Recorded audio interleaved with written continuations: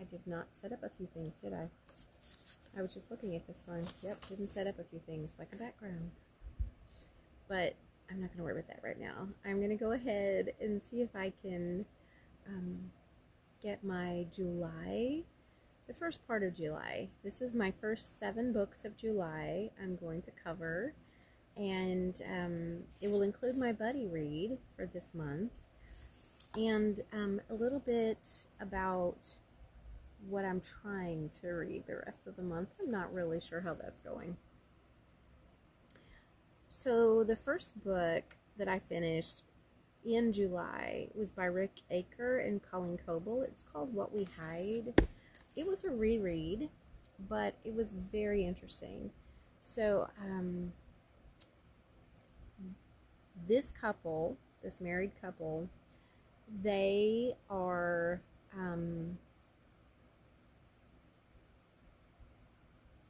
they're struggling, and they end up split up.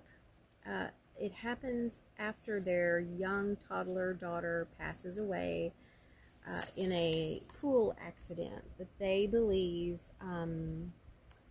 the husband, who was struggling with alcoholism and job, well, he was struggling mostly with being obsessed with his job at the time of her death, and then got into really strongly into alcoholism. And they ended up split up. The wife works at a university. The husband, I was about to say, I can't remember what the husband does. He's an attorney. And they are really struggling, obviously. And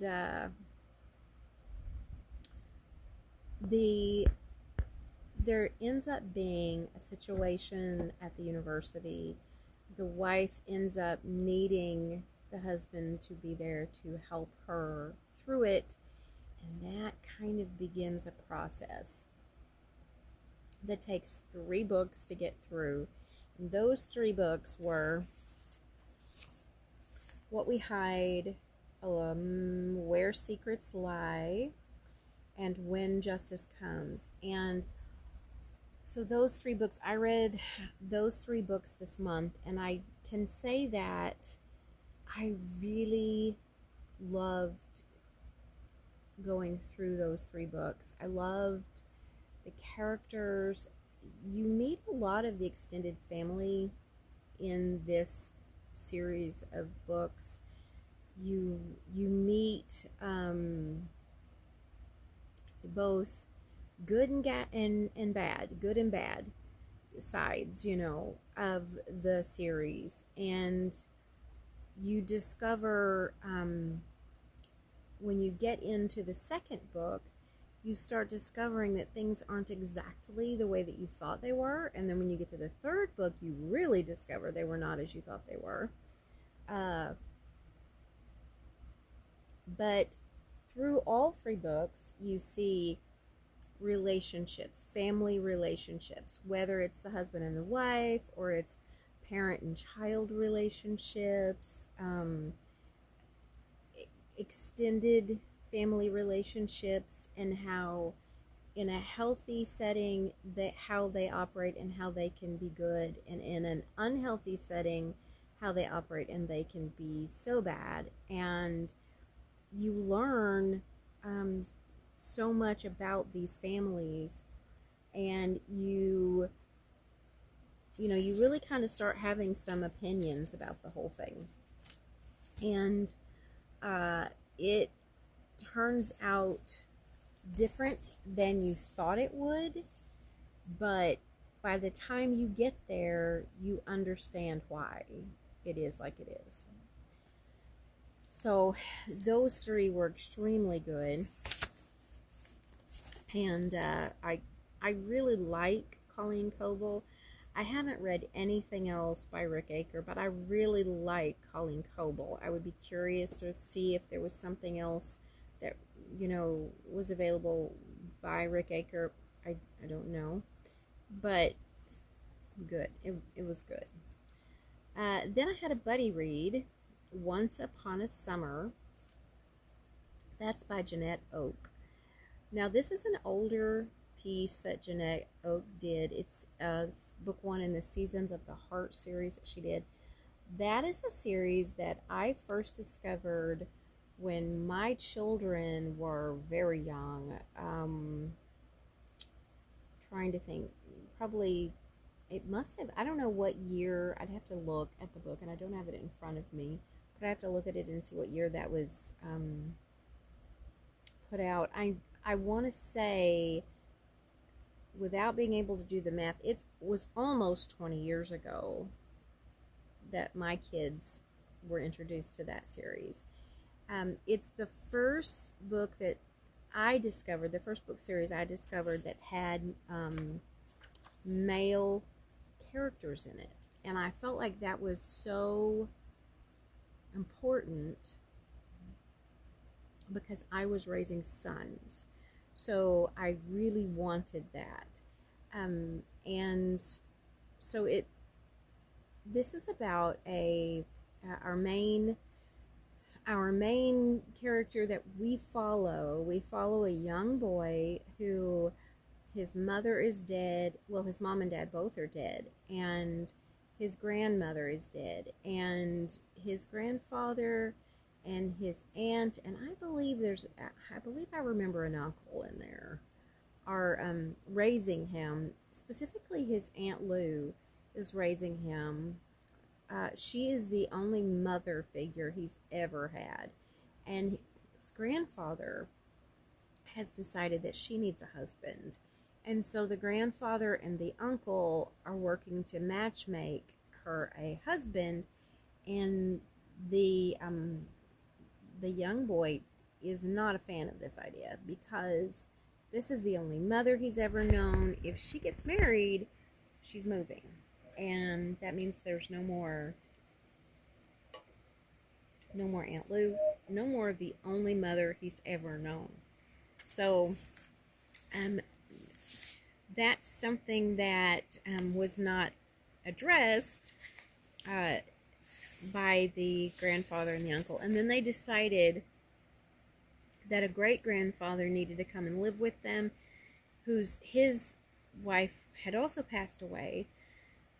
And at first, our young character does not care for the idea, but when the great-grandfather gets there, he discovers a best friend in him, and they have a meaningful relationship. And so you can see the different family dynamics. Even though the parents are gone, there's a strong family. And there are roots that really care and take care of this young man. And it's a strong family that loves each other and has integrity. And it's just I got choked up quite a bit. It's just a beautiful story, and the ending of it, you really are rooting for these folks. You really know that this is such a good way, you know. This you see the value in what's happening even before they do. And there's a point where tragedy strikes. Again, you'd think that list I gave you is enough tragedy, but there's a point where tragedy strikes again, and when it does, you begin to see where honor is, where people are going to step up and really make a difference. And it's just, I really loved this story. I always have. I think in reading it this time, I felt even different than I did when my kids were young. It's a very precious story to me because it is one from when my children were young. And of course, they're all grown now, but it's always been special to me. Always. I really should have moved that power bottle, huh? That bothers me, but you know what? I'm not moving it. I'm just going to let it go. So the next book that I read, A Love Discovered by Tracy Peterson. Now, I'm going to say that for a long time, I kind of let Tracy Peterson go and felt that maybe I wasn't so interested in her books. I kind of felt like perhaps her books were focused more on romance and there just wasn't anything in them for me. And then I was listening to, because I'm not a big, huge romance reader. I mean, obviously, most of the books I read have romance in them because most fiction does. And then most Christian fiction especially does. But it's really the least important part of the story for me. So I felt that Tracy Peterson's books were primarily romance. And I was like, well, not really into that. But then I was listening to Jamie Jo Wright, who adores Tracy Peterson. Now, I adore Jamie Jo Wright, okay?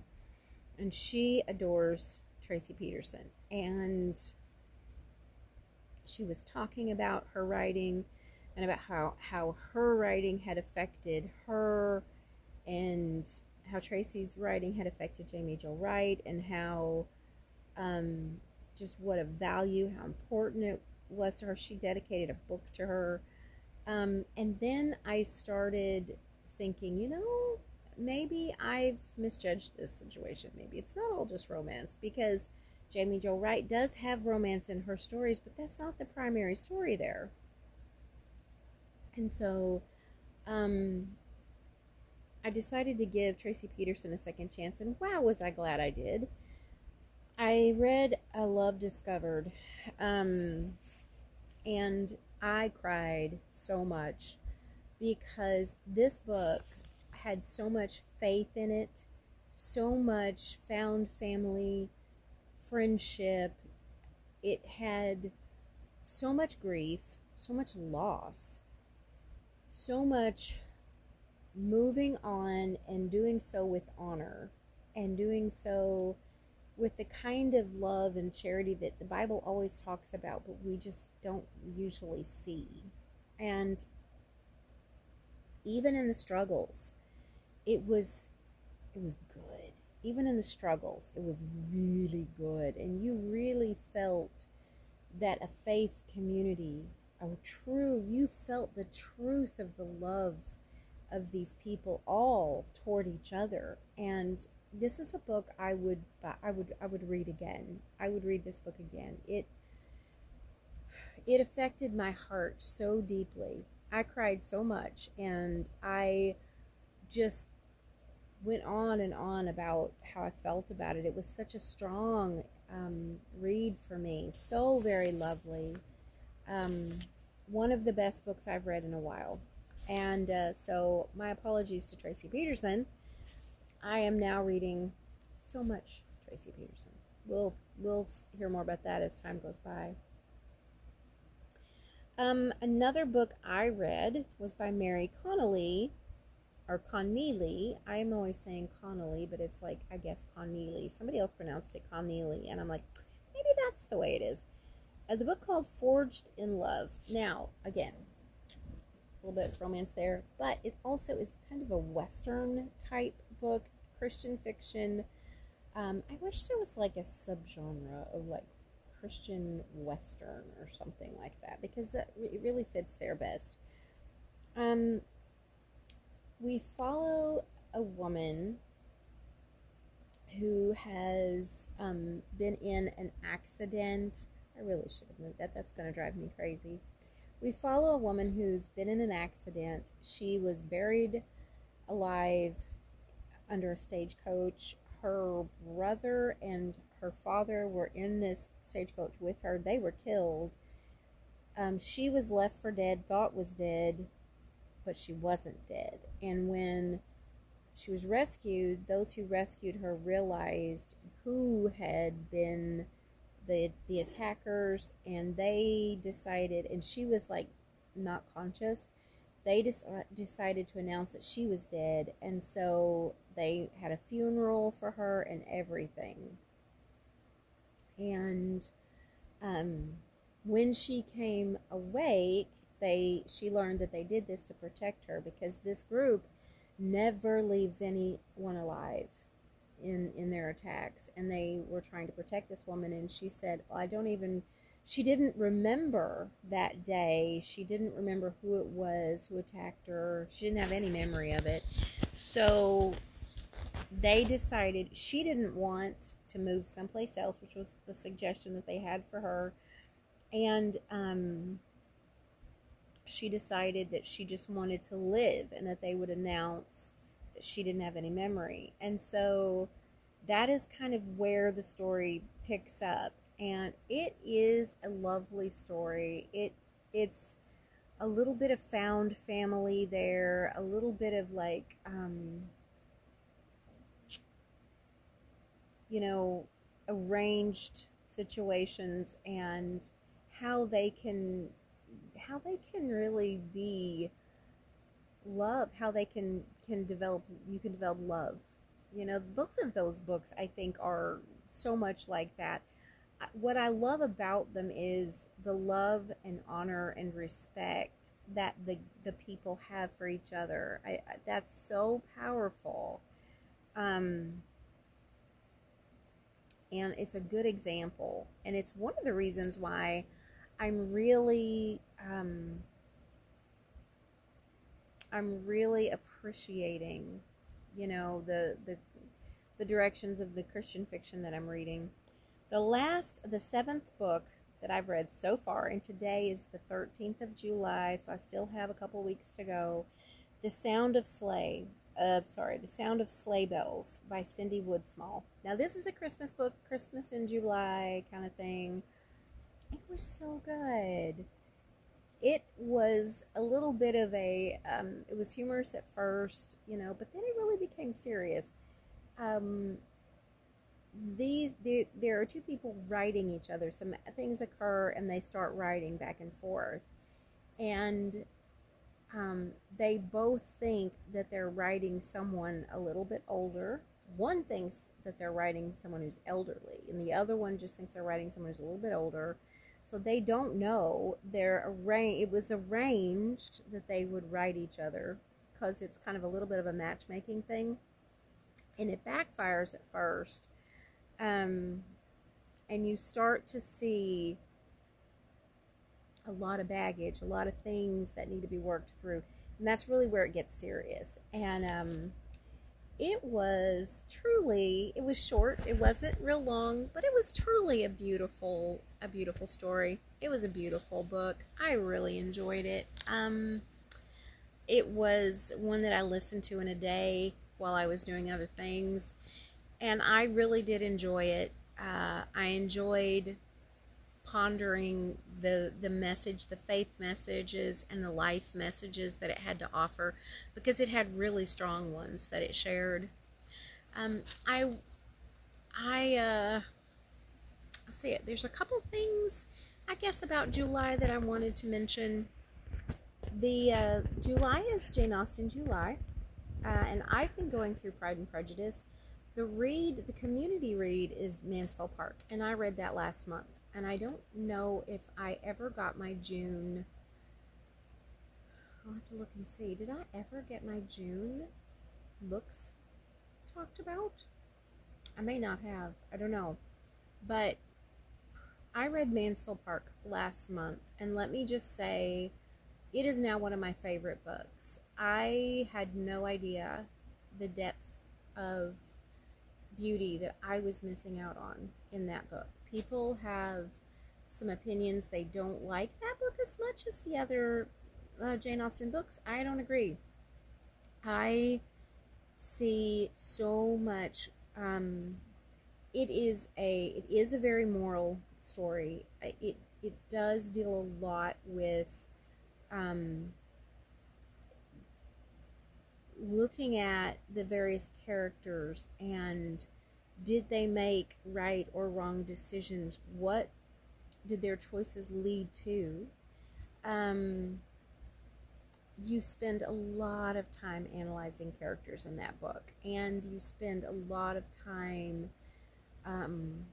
looking at injustices, looking at sorrow and grief and joy. I was especially tickled when they were all going to have this big theater, and then the father comes in from being gone, and suddenly that was a bad idea. And then they decide, you know, that they just won't have a theater. And I thought, this is so funny that, you know, that it's such a strict time that this would have been such a bad idea, because but in the middle of all that theater, you really did see that they were, their true characters were coming out, these young people. And it wasn't all pretty. And you saw how someone who quietly observes can notice so much, and will sometimes be the person who has the most wisdom. It's a powerful thing. I cannot speak highly enough about the book. It really is a favorite of mine. I am going through Pride and Prejudice this month, and I'm not completed with it yet. I have not completed it yet. I'm taking it through and journaling through it, and so there'll be more to share there. So another thing that has really come about, and I think I'm going to say this quickly and then I'll be finished, is that I have been pondering, I've been praying and pondering, and I've really felt a strong conviction not to be a big explorer of much of the modern fiction that's available. So my goal will be to focus in on clean, Christian, family-focused, God-focused, faith-focused, Christian faith, Catholic faith. So there will be books, because I am Roman Catholic, there will be books there that will fit that. Lots of Christian fiction, rich classics that speak an incredible faith message, clean fiction that we can really get some deep messages out of. I really feel a conviction to focus myself in that way and to further the cause for, you know, my whole entire eternity will be focused on my Lord and Savior Jesus Christ and my Heavenly Father. And if that's the case, why not begin here to have all of life focused that way? So I will be rejecting books that do not honor Him, and I will be focusing on books that do honor Him and that honor the morals and the values that He has set for us. And I believe that there is a rich reading experience available for that. It's taken me all this time to kind of figure that out and decide, but I will be. And so we'll see where that goes.